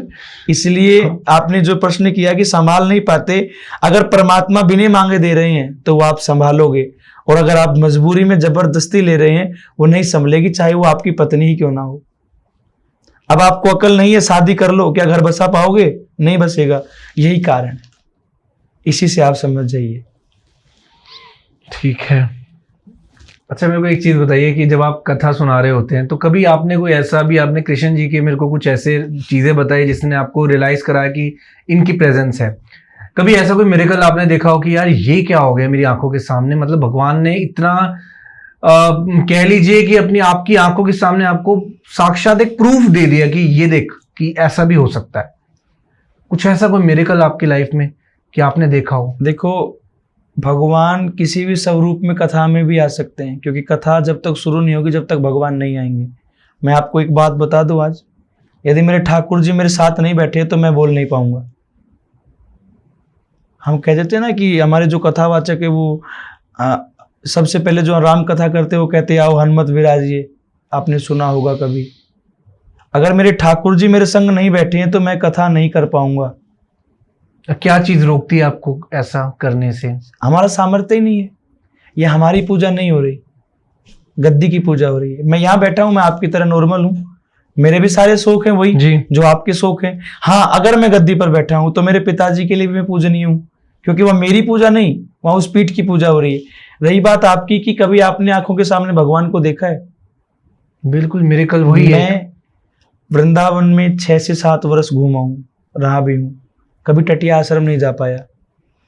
वृंदावन का तटीय आश्रम एक ऐसा आश्रम है जहां आधुनिकता का जीवन नहीं है। आज की जो लाइफ है, ना बिजली मिलेगी, ना आज की लाइफ के हिसाब से आपको पानी मिलेगा, ना बर्तन मिलेंगे, सब आज से 5000 वर्ष पुराना मिलेगा। वहां लोग आज भी हैं? लोग नहीं, वहां इतने भक्तों के लिए प्रसादी रोजाना होती है। वहां के रहन सहन देखना आप, आधुनिकता बहुत दूर है, ना घड़ी मिलेगी उस आश्रम में आपको, पूरा वही मिट्टी में रहना, वही बांस आदि के घर मिलेंगे। तो मेरा ये भाव रहता है कि कभी तटीय आश्रम में जाऊं तो वृंदावन कथा चल रही है, और वृंदावन कथा चलती कथा में ये एहसास भी मेरे को नहीं हुआ तटीय आश्रम से संत पधारे, और वो मेरे को प्रसाद में इत्र देकर गए, पुष्प देकर गए, और कुछ पता नहीं वो दक्षिणा थी या क्या थे, वो देकर गए और कहकर गए कि मैं तटीय आश्रम से आया हूँ, आना। बुलावा आ गया आपको, आना। और उसी के 2 दिन बाद एकादशी की परिक्रमा में हम जाकर भी आए हैं। तो ये भगवान का एक प्रमाण हम मान लेते हैं कि भगवान ही वो उस समय आए थे। दूसरा प्रमाण मैं आपको देता हूं कि चलती कथा में किसी चीज की मेरे को आवश्यकता होती है महसूस, वो तुरंत उपलब्ध हो जाती है, चाहे वो दूर दूर तक नहीं मिल रही है। तो इससे बड़ा प्रमाण मैं नहीं मानता कि शायद कि इससे बड़ा कोई चमत्कार मेरे लिए जीवन में होगा। चलिए बात करते हैं आपकी इन बहुत ही सुंदर तरीके से आपने चीज़ों को समझाया। मैं आपसे जानना चाहूँगा खाटू श्याम बाबा के बारे में जी। कुछ, अगर आप उनके बारे में कुछ बता सके, क्योंकि जितना मेरे को पता है कहा जाता है कि वो हारे के सहारे हैं। मतलब आपको क्या जिंदगी में जानना आप, है? मेरे को यही जानना है कि देखिए मैं उनके पास 3 बार गया हूँ। जी। मैं पहली बार गया, मेरी चीज़ें थोड़ी सी सॉर्ट हुई, मेरी लाइफ में बहुत सारी प्रॉब्लम्स चल रही थी। मैं दूसरी बार गया, मेरी इतनी बड़ी समस्या अगले दिन ही सुलझ गई। जी। अब मैं तो ये सोचूंगा ना कि खाटू श्याम बाबा ने मेरी लाइफ में एकदम से चेंजेस लाए हैं, क्योंकि एक दिन में इतनी बड़ी बड़ी चीजें तो सॉल्व होने से ना रही। जिनको सॉल्व करते करते साल लग गए, अगले ही दिन उन्होंने चीजों को सॉल्यूशन देके मेरा समाधान कर दिया। मैं तीसरी बार गया तो मेरा मन और उनके प्रति और स्ट्रांग होता चला गया। आपने खाटू श्याम जी की छवि को अभी निहारा? मैंने प्रॉपरली फोकस नहीं कर पाया। जितनी बार दर्शन हुए, कुछ सेकंड के दर्शन हुए हैं। देखो, दर्शन सेकंड के लिए होते हैं, लेकिन सबसे पहली गलती हम यही कर जाते हैं, हम मंदिर की व्यवस्थाओं को देखने के चक्कर में भगवान का दर्शन नहीं कर पाते। क्या बात है, बिल्कुल ऐसा, क्योंकि वो होता है। सुंदर बिल्कुल या होता है। कभी दर्शन का अवसर मिले तो मोबाइल निकाल लेते उस समय। ऐसा भी हुआ है। एक बार दर्शन के टाइम ऐसे ही हुआ था मेरे साथ। हो गया ना? मैं सोच रहा अपने घर वालों को एक बार फोटो खींच के भेज दूं। आप अब की बार खाटू श्याम जाना, कभी जाओ, बुलाएं बाबा, तो एक बार बिल्कुल हल्के मन से उनकी आंखों में आंखें डालकर देखना। एक एक रोंग रोंग आपका खड़ा हो जाएगा। उस समय वो अनुभव कराएंगे कि मैं हूँ। और उनके बारे में कहना इम्पॉसिबल है। अभी 2 महीना पहले मैंने भी खुद मंदिर का निर्माण कराया है उनका। स्वयं मैं उनके अपने हाथों से सेवा करता हूँ। हर एकादशी को, अमावस्या को, श्रृंगार आदि में करता हूँ। हारे का सहारा नाम नहीं है उनका, उनका ये काम है। हाथ पैर ना होते हुए भी सब कुछ देने वाला अगर कोई है तो वो बाबा श्याम है। एक मोरछड़ी रखते हैं वो, आपने देखा होगा, मिलती भी हैं। तो हमारे यहाँ रेवाड़ी से श्याम बहादुर हुए हैं उनके भक्त। बड़ा अच्छा उनका भाव था। वो गए तो मंदिर का ताला लगा हुआ था, मोरछड़ी ताले से लगाई और ताला टूट गया। छूते ही टूट गया, अपने आप खुल गया। ये प्रमाण है बाबा श्याम का। आप पूछ रहे हैं कि बाबा श्याम हारे के सहारे हैं कि नहीं? कितना भी बड़ा कष्ट आप लेकर जाएंगे, वहां जाएंगे जरूर, लेकिन आप खुशी से लौटेंगे, क्योंकि वो झोलियां भरते हैं। वहां सबसे बड़ा आस्था चाहिए आपको। आस्था तो प्रत्येक देवता में, जब तक आस्था नहीं है तब तक तो प्रेम ही नहीं होगा। श्याम बाबा की विशेषता ये रही है कि श्याम बाबा खुद से ज्यादा दूसरों की सेवा पूजा से प्रश्न होते हैं। आपने सुना होगा, आप खाटू श्याम जाते हैं तो वहां खाटू श्याम की जय नहीं बोलते, खाटू नरेश की जय बोलते। खाटू नरेश की जय, बिल्कुल सही। क्यों? इसके पीछे भी स्टोरी है एक। जी सुनो, वो मंदिर का निर्माण खाटू के राजा ने कराया था। जी। खाटू के राजा को कहते हैं नरेश। पर्यायवाची हाँ हो जी, गया। हाँ जी, ठीक है, सही बात। तो भगवान ये कह रहे हैं कि जिसने मुझे यहाँ बैठाया तो मेरी जय जयकार नहीं, उसकी जय जयकार होनी चाहिए। इसलिए खाटू नरेश की जय बोलते हैं। बर्बरीक नाम से बाबा प्रसिद्ध हुए थे जब युद्ध मैदान में आए जी। इन्होंने अपने सर्वस्व दान ठाकुर जी को कर दिया। बिल्कुल सही। युद्ध अपनी आंखों से देखा और निर्णय इन्होंने लिया। जब पांडव बोले कि हमने युद्ध जीता है, अब भीम कहे मैं, युधिष्ठिर कहे आपस में लड़ने लगे थे। तब भगवान श्री कृष्ण के पास लेकर पहुंचे। इस समय हिमालय पे विराजमान थे। जी। हिमालय की कौन सी पहाड़ी थी वो ध्यान नहीं है। पर्वत। हाँ, जो भी था। हाँ जी।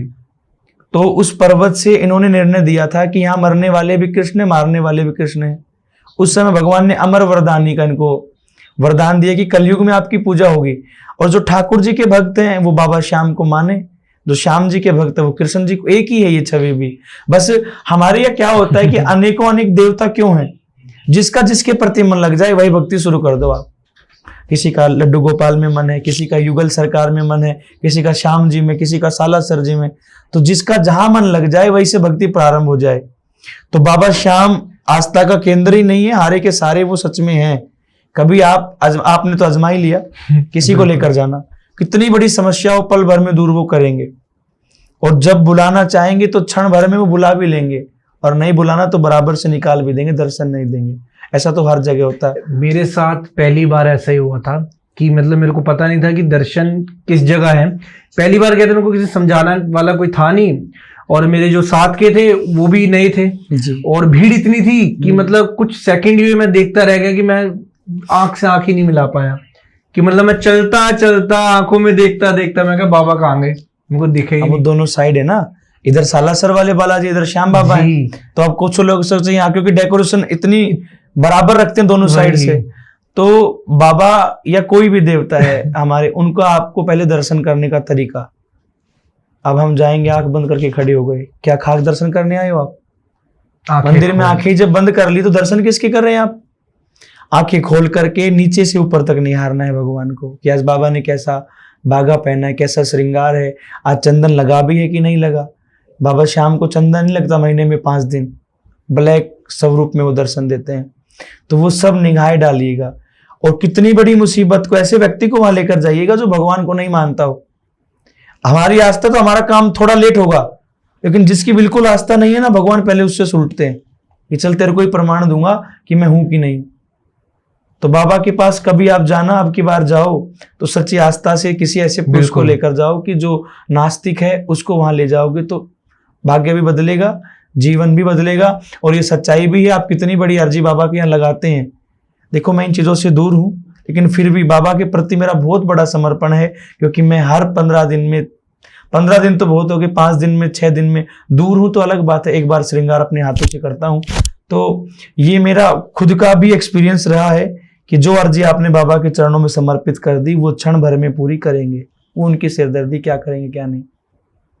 अच्छा, एक चीज मेरे को बताइए कि आज की डेट में क्या होता है कि आपको पता है कि वीआईपी कल्चर भी बहुत ज्यादा बढ़ जी। गया है, कि आप वीडियोस भी देखते होंगे, अगर फोन कभी आप चलाते हो आप देखोगे तो आज की डेट में क्या होता है कि इतने सारे भक्त वीआईपी दर्शन करने के लिए सबसे पहले आगे लाइन में लग जाते हैं, और जो पहली वाली लाइन होती है वो हमेशा वीआईपी के लिए फिक्स करी होती है कि चलो भाई तुमने एक्स्ट्रा पैसे दिए तो तुम नॉर्मल भक्तों से पहले दर्शन कर लो। तो मेरे को ये बताइए इन चीजों से कैसा हमारी लाइफ में इम्पैक्ट पड़ता है कि भगवान हमारी अर्जी पहले सुनेगा या उनकी अर्जी पहले सुनेंगे? उनकी अर्जी कभी भी नहीं सुनेगा, क्योंकि तुलसीदास जी लिख कर गए हैं, संत दरस को जाइए तज ममता अभिमान। आपके पास करोड़ रुपए होंगे, घर पे होंगे, आप वृंदावन जाकर या खाटू श्याम जी जाकर उन पैसों को दिखा रहे हैं ना, भगवान का कोई औकात नहीं है आपकी। अब वहां जाकर वीआईपी दर्शन वो करेंगे जिनके अंदर मैं है, कि मैं ही मैं हूं, अभिमान है। और भगवान को अभिमान बिल्कुल भी अच्छा नहीं लगता है। करोड़पति, देखो वीआईपी दर्शन ठीक है कुछ हद तक ऐसे व्यक्तियों के लिए जिनको आवश्यकता है भी। अब जैसे कोई मंत्री आ रहे हैं, कोई बड़े संत आ रहे हैं, उनकी व्यवस्था करनी भी सेफ्टी के जरूरी पर्पज से है भी जी जरूरी है। लेकिन जो ये हमारे जैसे लोग, जो अब क्या कहें, उनको पैसा वाला भी नहीं है, अब वो जाकर के जो 5-10 हजार, 1 लाख, 50 लाख जो भी दे करके, और यहाँ मंदिर की सबसे बड़ी गलती भी है, क्योंकि भगवान सबके लिए एक समान है। अच्छा, जो व्यक्ति धक्का खाकर आएगा ना, उसका काम जल्दी बनेगा, ठोकरे खाकर जिंदगी बनती है। बाबा के दरबार में जितना देर आप लाइन में लगोगे उतनी देर आपकी किस्मत बदलेगी, आपको पता है, उतनी देर तक बदलती उतनी रहेगी। देर तक किस्मत बदलेंगे।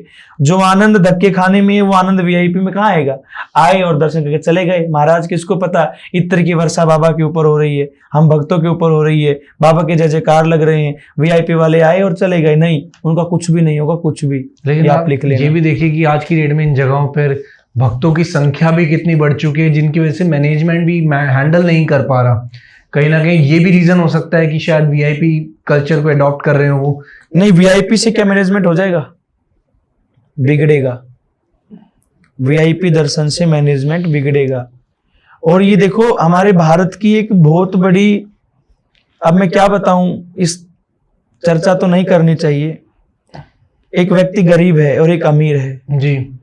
अब भारत को वैसे तो समानता दिला रहे, रिजर्वेशन दे रहे हैं वो, लेकिन यहाँ अब किसी की गुंजाइश नहीं है वीआईपी दर्शन की। वो क्या कर पाएगा बाबा के दर्शन? इसका मतलब बाबा कभी घर नहीं आएंगे उनके। सदैव आस्था, वीआईपी पैसा कुछ काम नहीं आएगा। विदुर जी दासी के पुत्र थे, झोपड़ी घर में थी, लेकिन वहां जब भगवान ने भाव देखा तो उनके घर छिलके खाकर आए भगवान। आप जा रहे हो, आप चाहे वीआईपी दर्शन करो, नॉर्मल दर्शन करो, लेकिन अगर आपके अंदर भाव नहीं, अच्छा वीआईपी दर्शन वालों के पास कभी भाव नहीं मिलेगा आपको। वो अपना एटीट्यूड लेकर जाएंगे, ऐसा दर्शन किया, फोटो रील बनवाई और लौटाए। मेरा तो ये मानना है, कभी भी किसी मंदिर में आप जा रहे हैं, किसी भी मतलब ओरिजिनल मंदिर में जहां गर्भगृह होते हैं, कभी भी फोटो नहीं लेनी चाहिए वहां। इससे भगवान की मर्यादा नष्ट होती है। अब बिहारी जी को आप देख लीजिए, ना तो पर्दा लगता, रोजाना फोटो बनने लगी। अब 1 लाख रुपए दे रहे हो तो आप अंदर जाओ बिहारी जी के पास, और हमारे जैसे धक्के खा के बाहर आ जाओ। देखो भगवान की जो मर्यादा है, देखो बिहारी जी की मर्यादा थी कि हर 2 मिनट 3 मिनट में पर्दा लगता था। अब ना तो वैसे भक्त रहे ना भक्ति रही। नहीं तो 1717 ईस्वी में बिहारी जी चले गए थे छोड़ के। रानी आई थी, कौन से राजा की रानी थी, मक्का मदीना जा रहे थे, दिल्ली में ट्रेन खराब हो गई, जिद कर ली कि मेरे को बिहारी जी जाना है। यहाँ वृंदावन में बताया कि हिंदुओं का मंदिर है तो चलेंगे। अब ट्रेन में टाइम था तो वो मथुरा आ गए। उस रानी ने बिहारी जी को देखा, भाव प्रकट हो गया, वात्सल्य। जहां वात्सल्य का भाव प्रकट हो जाता है वह भगवान कुछ नहीं कर पाते फिर। अब उसके मन में आया कि ये तो मेरे घर होने चाहिए। पहुंची नहीं, उससे पहले घर पर बिहारी जी मिले। उस दिन से पर्दा लगना शुरू हुआ है। जिसने 2 मिनट तक आंखों में आंखें डाल करके और वो भाव प्रकट कर दिया, ऐसी ऐसी किस्से बहुत मिलेंगे आपको। कोई ऐसी बता दीजिए कोई स्टोरी। तिरुपति बालाजी हैं, विठलनाथ जी हैं, जो भी साउथ में हमारे जितने भी भगवान श्रीमन नारायण लक्ष्मी नारायण के ही अंश हैं। तो एक गणिका नाम की वैश्या हुई है, वैश्या, जहां वैश्याओं को अछूत समझा जाता है। वैश्या के पास कुछ संत आए, संतों की सेवा करने के लिए उसने धन आदि दे दिया। अब संतों को यह मालूम पड़ा कि तो वैश्या है, वैश्या का धन तो नहीं ले सकते, पाप की कमाई है। संतों ने वापस कर दिया। वैश्या ने कहा बाबा द्वार पर आए हो तो खाली तो मैं जाने नहीं दूंगी। तो संतों ने कहा आप ऐसा करो, इस धन का मुकुट बनवाइएगा और मंदिर में दे दीजिएगा। अब थोड़ा सा ध्यान नहीं आ रहा वो मंदिर कौन सा है, इनमें से एक है। मुकुट बना, पुजारियों को दे दिया गया, पुजारी पहनाने लगे। भगवान ने मुकुट नहीं पहना। कभी तो बड़े हो जाएं, कभी छोटे हो जाएं, छोटा हो जाए, फिर कभी टेढ़े कभी मेढ़े, नहीं हो रहा कुछ भी। संतों को बुला रहे, संतों के हाथ से नहीं पहन रहे। संतों ने कहा जिसके धन से बना है उसको लेकर आओ। अब वैश्या का मंदिर में आना अलाउड नहीं था और नहीं है अब भी। पहली बात तो वो वैश्या है। दूसरी रजस्वला धर्म से, मासिक धर्म से है, जो कि बिल्कुल उस समय तो प्रतिबंध होता है, मंदिर में तो किसी प्रकार का प्रवेश नहीं होता है। अच्छा, वैश्या अलग तरीके की है, वो धर्म से चलने वाली, दिन में केवल एक पुरुष का संग करती थी, हजारों आ जाओ चाहे, धर्म का हो गया। अब वो वैश्या आई है, उसने मुकुट जैसे हाथ में लिया, भगवान ने सिर झुका के पहन लिया। यह क्या हुआ प्रधान, भाव प्रधान हुआ। उस वैश्या की भक्ति प्रधान हुई, वैश्या का धर्म प्रधान हुआ। वरना मासिक धर्म में तो भगवान को छूना भी, मंदिर जाना भी, ये सब है, पवित्र अवस्था में नहीं जा सकते। लेकिन वहां वैश्या के हाथ से भगवान ने मुकुट पहना।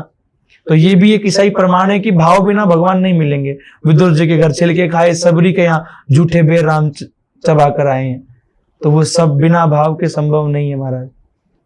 अब वृंदावन आप जा रहे हैं, खाटू श्याम जी आप जा रहे हैं, कोई पैसा मांग रहा है उसको पैसा मत दो। लेकिन किसी ने ये कह दिया कि मेरे को भोजन करना है, मना मत करो, पकड़ जाना कि ये मेरे बिहारी जी आए हैं, ये मेरे श्याम बाबा आए। बड़ा भाग्य होता है, हजारों लोगों में से किसी एक को चुनते हैं वो। तो उसको ये जिसने कह दिया कि भैया खिला दो, बस खा लो, आप जो आपको चाहिए वो पा लो, किसी भी रूप में भगवान कभी भी आपको पकड़ सकते हैं। और एहसास उसके बाद हुआ कब, जब खिलाकर आप निकल जाओगे, अरे यार ढूंढोगे मिलेगा नहीं वो व्यक्ति कब। हर जगह भाव प्रधान है। भाव अगर आपका है तो आपके घर जो ठाकुर जी होंगे, लड्डू गोपाल होंगे, वो बोलकर दिखाएंगे, नहीं हो तो मेरा प्रमाण है, मैं यहीं बैठा हूं। यदि आपने भक्ति सच्चे मन से की है तो वो आपके लिए पीतल की मूर्ति होगी, लेकिन वो जब बोलेगी तो आपको समझ में नहीं आएगा मैं कहां जाऊं, क्या करूं। सब कुछ होने से पहले आभास कराएगा कि सुबह ये होने वाला है। हर चीज का आभास कराने वाले ठाकुर जी ही हैं। इसलिए अध्यात्म में जीना बहुत जरूरी है। चलिए मेरे को एक चीज और बता दीजिए, क्योंकि पॉडकास्ट मेरे को लगता है कि आपसे इतने सवाल है मेरे, अभी तो कुछ ही सवाल हुए हैं, उसी में 1 घंटा होने वाला है जी। मेरे को एक चीज समझाइए कि लड्डू गोपाल की हम बात करते हैं। लड्डू गोपाल को सही तरीके से रखना, अगर किसी को अपने घर में रखना हो, स्थापना करनी हो अपने घर में, तो क्या क्या वो नियम बांधे कि ये सब इस घर में अलाउड नहीं है अगर हमारे घर हमने लड्डू गोपाल को रखा है। देखो, सबसे पहले तो नियम ये हो कि सब के सब घर वाले सवेरे जल्दी उठकर स्नान करने का नियम बना लें। सब संभव नहीं है, एक आध बच्चा है या फिर किसी का कार्य ऐसा है जो नाइट में कर रहे हैं, तो जिसके माध्यम से गोपाल जी आए, सवेरे जल्दी उठे, स्नान करे, पूरे घर में झाड़ू लगावे, उसके बाद ठाकुर जी को उठा करके स्नान करावे, श्रृंगार करे। अच्छा, श्रृंगार करने के बाद दर्पण दिखावे, शीशा, अगर आपने भगवान का श्रृंगार कर दिया और शीशा नहीं दिखाया तो श्रृंगार नहीं लगा, क्योंकि हम भी तो 1 घंटे तक शीशे के आगे सजते संवरते हैं। बिल्कुल। अच्छा, एक बात मैं आपको बताऊं, कभी गौर करना, आपने श्रृंगार करके बैठा दिया, खूब निहार लो, कोई गलती नहीं मिलेगी। जैसे शीशा दिखाओगे जो कमी होगी वो पकड़ आ जाएगी आपको तुरंत। मेरे साथ तो हजारों बार ऐसा हो चुका। जैसे आपने मान लो कुंडल एक पहना दिया, आप वैसे देख रहे हो नहीं लगेगा, और शीशे में तुरंत बता देगा कि ये कुंडल नहीं है, अब वो खुद देख रहा है। तो दर्पण दिखाओ, उसके बाद भगवान की आरती होगी, फिर उनको स्थापित करो, फिर प्रसाद बना करके भोग लगाना है, एक समय सुबह और एक समय शाम को। अब आजकल कैसी मानसिकता होगी, महाराज हम पा रहे हैं तभी ठाकुर जी को पवा रहे हैं। और आज शहरों में तो ये हालात है कि मोमोज हम खा रहे हैं, वो मोमोज है, बर्गर है, उनका भोग भगवान को लगा रहे हैं। ये कहाँ तक सही है? उसके बाद फिर टोकरी में लेकर भगवान को घूम रहे हैं बाजारों में। अब देखो, इसमें अपवाद ये है कि आप टोकरी में भगवान को बैठा लाए, आपका भाव था कि हमने अपना बेटा बनाकर रखा है तो घर नहीं छोड़ेंगे, लेकिन जिस बाजार से आप गुजर रहे हैं, कोई शराबी टकरा गया तो, नालियों से आप कूद कर जा रहे हैं, किसी ऐसे अपवित्र अवस्था में कोई महिला हो तो, हर चीज देखनी पड़ेगी। हम तो हमेशा कथा में कहते हैं कि ठाकुर जी की पूजा ऐसे करो जैसे अपने बच्चे की सेवा कर रहे हो, ठीक है? सुबह भोग लगाया, शाम को भोग, सुबह आरती, शाम को आरती, सुबह स्नान, और जब घर से जा रहे हो ये कहकर जाओ कि घर की निगाह रखना, मैं जा रही हूँ 2 दिन 4 दिन 5 दिन। संग नहीं लेकर जाना कहीं भी ठाकुर जी को। ये एक, जैसे आजकल क्या होता है कि शादी में जा रहे हैं तो 5 दिन के लिए ले गए संग। अब हर घर की ऐसी व्यवस्था नहीं है कि वीआईपी ट्रीटमेंट वो दे दे, क्योंकि एक तो भोजन ऐसा नहीं बनेगा जिसमें लहसुन प्याज ना हो। अब जो ठाकुर जी का भोग बनेगा उसमें तो नहीं चाहिए लहसुन प्याज, ठीक है? आप पा सकते हैं, आप पा सकते हैं, लेकिन भगवान को जो भोग लगना है उसमें नहीं होगा ये सब, क्योंकि वो तामसिक है और झूठन है, इसलिए वो भोग नहीं लग सकता है। अच्छा, दूसरा, अगर घर में ठाकुर जी आ गए हैं तो नॉनवेज, शराब, इनका त्याग करो। लहसुन प्याज कम से कम घर में बनाओ। खा रहे हैं आप, कोई बात नहीं, बाहर खाना हो रहा है तो कोई बात नहीं, घर में कम से कम बनाना होगा। क्योंकि मैंने बता दिया लहसुन प्याज की मनाही नहीं है, इसलिए मनाही है क्योंकि वो काम क्रोध को बढ़ाता है भजन में। अच्छा, आप लहसुन प्याज खाकर भजन कर पा रहे तो खा लीजिए, कोई परेशानी नहीं है। अच्छा, फिर ठीक है। लहसुन प्याज आप पा रहे हैं और भजन में मन लग रहा है तो उसमें कोई परेशानी नहीं है। यदि मन विचलित हो रहा है तो फिर आपको छोड़ना पड़ेगा, लेकिन ठाकुर जी को भोग नहीं लगेगा। ठाकुर जी की सेवा अगर नहीं कर पा रहे, आज आप चले गए घर पे छोड़कर 5 दिन के लिए बाहर जी, तो फिर मानसिक पूजा। हमारे सनातन में शारीरिक से ज्यादा मानसिक पूजा को प्रधानता दी जाती है। मानसिक पूजा समझ गए? मन से जो की जाए। आप यहाँ बैठे, ठाकुर जी घर पर हैं, आपके आगे भोजन आ गया, हाथ जोड़ो, हे लाल जी मैं पा रहा हूं, पहले आप पा लीजिए फिर मैं पाऊंगा। ये मानसिक भाव पूजा है, तो ये मानसिक पूजा है। और यही पूजा गोपियों ने की है। इस पूजा में कोई समय निर्धारित नहीं होता है। अब आप मंदिर जा रहे हो शंकर भगवान, तो सुबह 7 बजे गए तो अगले दिन 7 बजे ही जाओगे, बीच में भगवान को कुछ भी हो जाए। और मानसिक भक्ति में कोई समय निर्धारित नहीं है, जब चाहे जब भगवान का नाम जप करें, जब चाहे जब आरती उतारें, जब चाहे जब भोग लगा रहे हैं। इसलिए मानसिक भक्ति होगी तो ही भगवान की प्रति आपकी दृढ़ता बनेगी। ये लड्डू गोपाल का विधान है, सेवा करने का ये विधान। बहुत ही सुंदर, बहुत ही सुंदर। तो आप मेरे को बताइए कि आप बात कर रहे हैं गुरु के बिना ज्ञान अधूरा है, गुरु का होना ही स्पिरिचुअल जर्नी को कंप्लीट करता है। आपकी लाइफ में गुरु की क्या इंपॉर्टेंस है? और आपके भी तो कोई गुरु होंगे जी, बताइए, जरा सा बताइए उनके बारे में। मेरे जो गुरुदेव हैं वो है डॉक्टर अनिरुद्धाचार्य जी महाराज। ओके। जो कि गौरी गोपाल आश्रम चला रहे हैं। और गौरी गोपाल आश्रम विश्व का, भारत की 5वीं सबसे बड़ी रसोई चला रहा है। बिल्कुल, ये आपने सुना भी होगा, देखा भी होगा। और मेरे जीवन में क्या प्रभाव पड़ा है, अगर मैं बदला हूं तो उन्हीं की कृपा है, अगर मैं इस मार्ग में हूं तो उन्हीं की कृपा है, और अगर इस मार्ग को चुना है तो उनकी वजह से चुना है। वैसे इस मार्ग का जो कथावाचक बनने का जो सोपन है वो बचपन से था, और जिसको देखकर आया था उसका नाम लेने में बुराई नहीं है। जया किशोरी को आपने सुना होगा जी, बिल्कुल। आज से 17 वर्ष के लगभग हो गए, 2013, 12 से 13 वर्ष हो गए। उस समय वो हमारे यहाँ कथा करने आई थी, उनको देखकर ये आ गया था ख्याल कि हमें भी कथा ही करनी। फिर गुरु तत्व, अब आपके मन में ये प्रश्न होगा गुरु तो 1000 हैं लेकिन उनको ही क्यों चुना? कोरोना काल में उन्होंने जो सेवाएं चलाई, सबसे पहले जिस समय हर चीज बंद थी, उस समय कोरोना काल में उन्होंने खिचड़ी प्रसाद सेवा प्रारंभ की। किसके लिए? भक्तों के लिए, जो भी संत थे उस समय, क्योंकि एक ऐसी व्यवस्था करनी बहुत बड़ी बात हो गई थी कि भोजन भी नहीं मिल पा रहा था। और अभी भी वृद्ध आश्रम चला रहे हैं वो। उस समय मैंने देखा कि सेवा कर रहे हैं तो इसमें कुछ खास होगा। अब जैसे श्री जी ने इच्छा भरी, तुरंत उस समय कुंभ लगा था वृंदावन में, कोरोना के बाद मैं कुंभ में पहुंचा। ये मालूम नहीं था कि कहाँ मिलेंगे गुरुजी, तो गुरुजी से मिलना हुआ। मिथिला कुंज में रहते थे, तुरंत दीक्षा ले ली और उस दिन से जीवन मैंने अपना बदल लिया। आज वो विश्व का सबसे बड़ी संगठन बना ही लिया उन्होंने, जिसमें 285 से अधिक यानी 300 के समथिंग वर्ध माताओं की वो सेवा अपने हाथों से कर रहे हैं। बिल्कुल सही, बिल्कुल सही। और इसमें ये नहीं है कि आप टीवी में देख रहे ना, अपनी आंखों से आप देखिए, मैं खुद सेवा करता हूँ। विश्व की सबसे बड़ी रसोई वो चला रहे हैं, जिसमें 55,000 आदमी रोजाना भोजन करते हैं, जहाँ 7-8 घंटे में स्वयं ड्यूटी देकर आता हूँ। जब भी जाना होता है 8-8 घंटे में खुद सेवा वहां करके आता हूँ।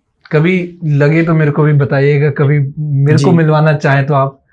तो जैसे कि डेफिनेटली मैं भी उनको बहुत फॉलो करता हूँ, क्योंकि उनकी बातें ऐसी होती हैं कि जो बहुत स्ट्रेट फॉरवर्ड है। जितना हम यंगस्टर्स को पता है उनके बारे में, जितना हमने उनको ऑब्जर्व करा, आपने काफी अपने पास से उनको ऑब्जर्व करा, क्योंकि आपके तो गुरुजी हैं जी, राइट।